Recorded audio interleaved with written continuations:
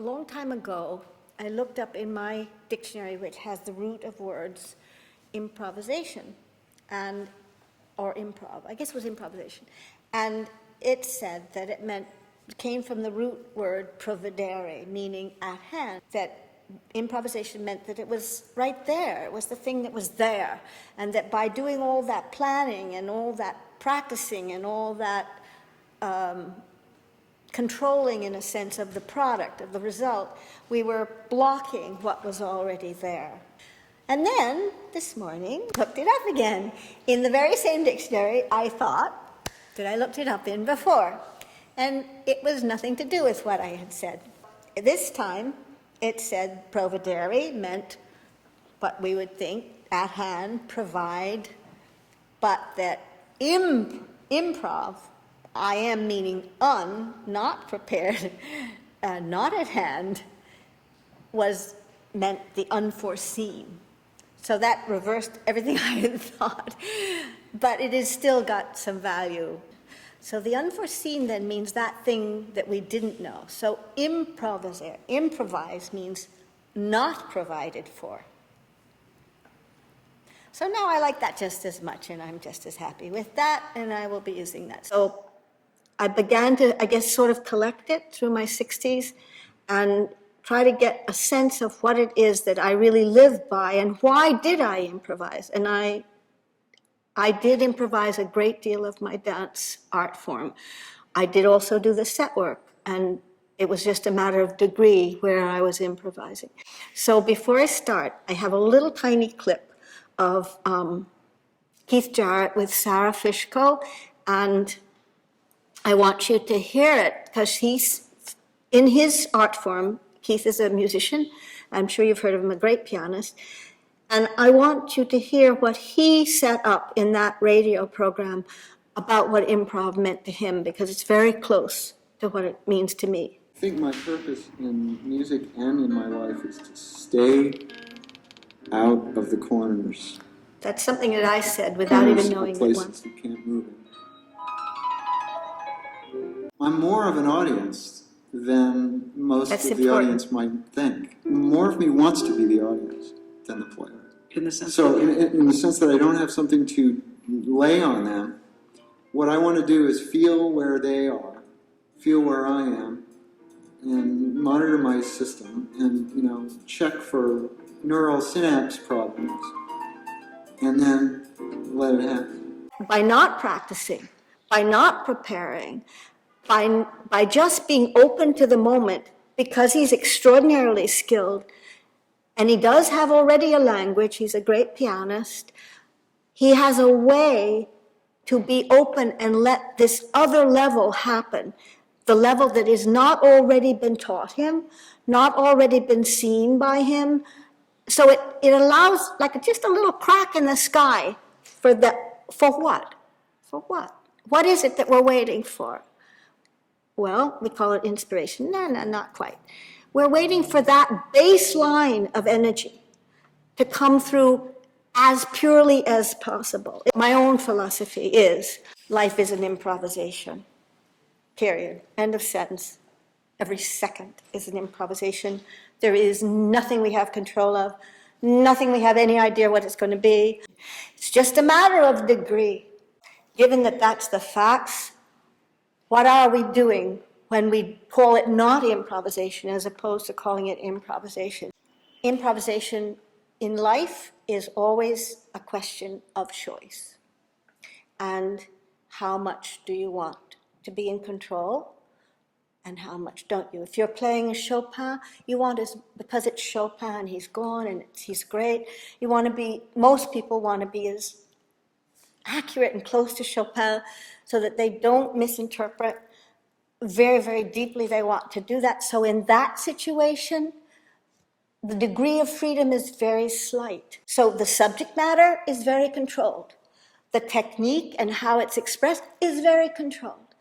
So why would Keith, or why would I, or why would anybody who, say, Jackson Pollock, why would we suddenly let go of those very things that gave us security? Some people really are better when they map as much as possible and work their brain and their hearts into the moment before the exposition.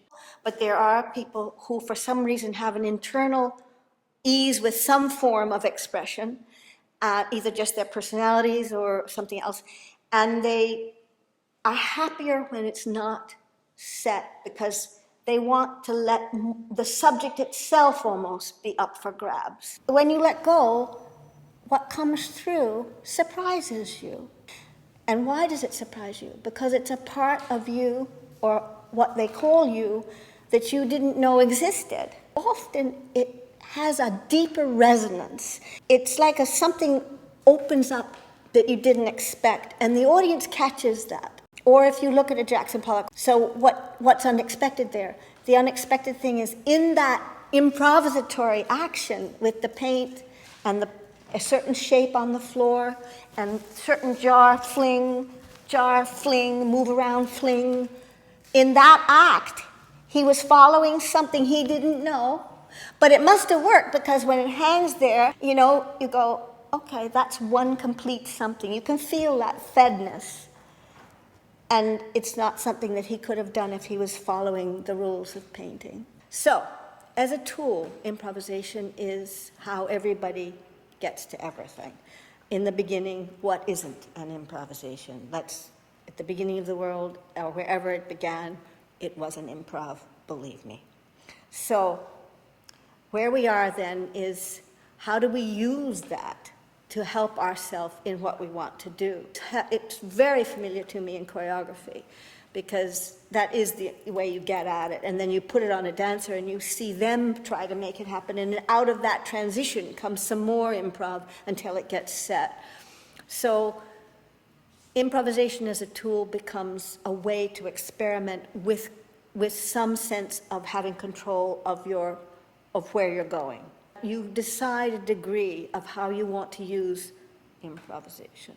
I did The Desperate Heart, which is a very famous old dance. My great choreographer, Valerie, who originally did it, Valerie was very different. She was a small, powerful person with a beautiful body, but very powerful and conjunct. I'm rather long. It was a story dance, what each movement was supposed to mean, and I'd learned those movements, but in order to really get them, I needed to have experienced them improvisatorily. I improvised it for a few months when she wasn't available. I improvised everything she was trying to say my way.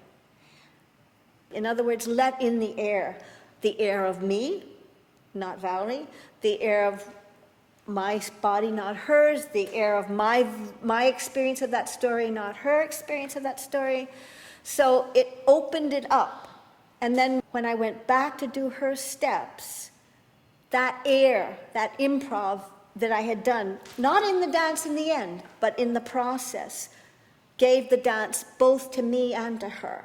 Improvisation always has that risk of the window opening and the original idea flying out the window. So improvisation as a tool is getting at that which was unforeseen, not provided for, not already mentally planned, so that you find a way out of your education. So in a way, what should lead you out leads you in. It may lead you into something you can really use, and that education or that practice or that knowledge or that skill become useful to you. And there's nothing wrong with that. That's a side of getting a hold of life which by you and putting a stamp on it. When you get let into something, you are stopping what might have happened. And in my case, I trained for 6 or 7 years at one point with Martha Graham every morning. And I was a very free dancer because I wasn't trained as a young person, but I wanted to learn this technique, and it was a strong technique. It had a strong influence on the body's reactions and shapes. And I remember I was doing something for the Free Music Store, WBAI, with my musicians, my Impulses musicians, who were improvisatory. And I started to do something, and I can remember, I can see it at this moment. I was on my knee with one knee up, and I started to revolve, and I would have gone Margie Place, wherever that was, and instead I felt the Graham thing take me over, and I rolled into the Graham whatever, and I thought, oh, this isn't where I would have gone, but it's where my body is going out of habit. And it was really scary for me. It's like somebody had come in and took my costume, you know? So I stopped it immediately. But in order to stop it, I stopped my flow too. That's the lock that you can get into physically, but also mentally. There's no controlling improv. But when you use improv as a way to perform something fully, like free improv, meaning you have let go of the subject matter. That's what it really means. You probably kept some kind of language or style, because you really have to have something that you can work through, especially when your subject matter is free. So, but even within that, like when I would improvise without a subject matter, I didn't have any conscious rules about my body. I mean, I didn't have any feeling that I had to create a certain known harmony or anything like that. So it may be that out of habit I was consistently something or other, but I wasn't trying for that. And as a matter of fact, I was trying to let the energy do whatever it wanted. And I mean, I know one time I was in a performance where there was a Christmas tree, and I wasn't trying to be clever. I truly wasn't. But things were a bit dull. And I just thought, there's that tree, you know? What would happen if I climb it? And I climbed it in relationship to my inner space and sound, and the tree shook, and we did everything together till I couldn't actually get to the top. I just could put my hand up and be the star. And then I had to get down again. But, you know, just physically, I didn't have a feeling that I couldn't do that. So the pulse is the beginning of what then we call rhythm. And for art, all kinds of art, but of course for dance and for speech and for anything that you're doing to express something, you will always go further when you somehow are aware of a pulse. It's not that you have to go,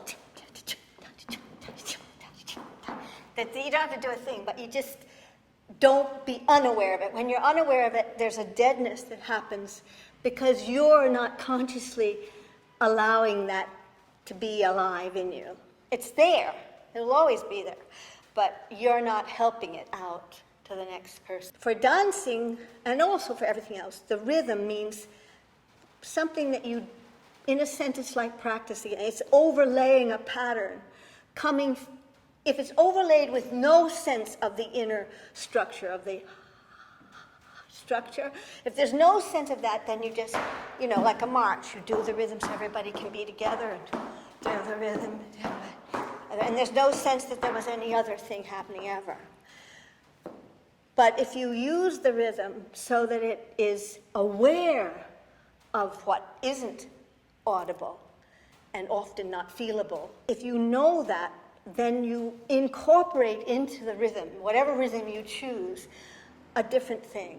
It's just a different thing. It has its place where you don't know where it's quite going, but you can catch up with it. It's alive in some way. And that always brings me back to Fred Astaire, who was based on tap dance, which is a rhythmical art form. But he had that from his performer self and his sensitivity as a person.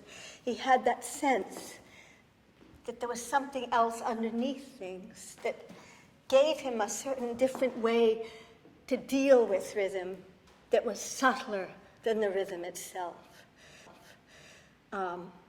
So what I found is most people improvise, physical people, dance people, because of the early mirror life, where everything was about how they looked.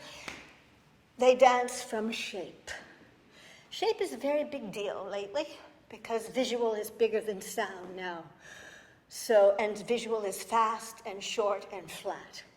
So the roundedness that adds to the visual a certain kind of 3D depth has a certain implied rhythm in it, which is missing.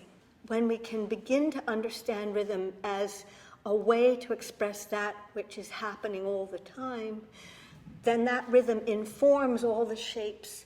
And actually, they are allowing the pulse or unheard vibration of phenomenal universe to support their little patterning over that.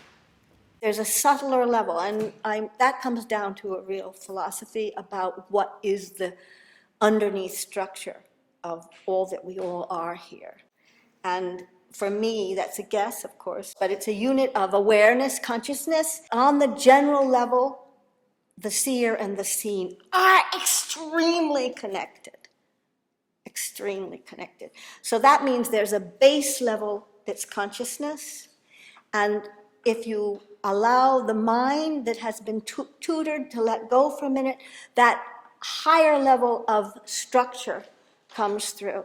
That's the reason to improvise. And they're finding out now, which we did not know 20 years ago, I think, as well as we do now, that the seer and the seen are connected, that the observer cannot be objective.